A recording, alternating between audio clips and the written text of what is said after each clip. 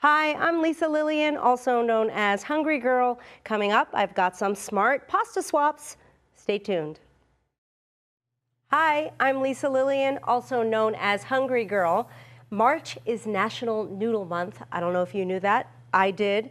We all love noodles, we love pasta, but at the same time, we are always looking for ways to cut carbs and calories. So today, I am here with 5 things you can use instead of noodles to kill that pasta craving, starting with zucchini.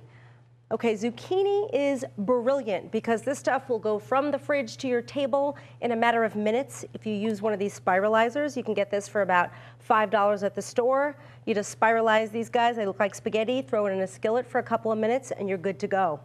Item number 2, spaghetti squash. People have been using this forever. Now, sometimes I hear that people are afraid of it, it's very large. It's easy. What I like to do with spaghetti squash, I throw it in a slow cooker with a little bit of water for about 2.5 hours on high. Then you slice it, scrape it, perfection. My item number 3, butternut squash. This is a little unconventional. These require peeling and cutting, and you need a tabletop spiralizer. Or if you don't want to do any of that, you can buy them pre-bagged at the supermarket if you're feeling lazy. That's what I like to do, actually. And the texture is great. It's a little al dente. My 4th item that you can turn into noodles, broccoli slaw. Now, broccoli slaw, if you're unfamiliar, is just shredded broccoli stems, shredded carrots. Sometimes there's some cabbage thrown in. And you just cook this in a skillet with a little bit of water. You throw in your marinara sauce.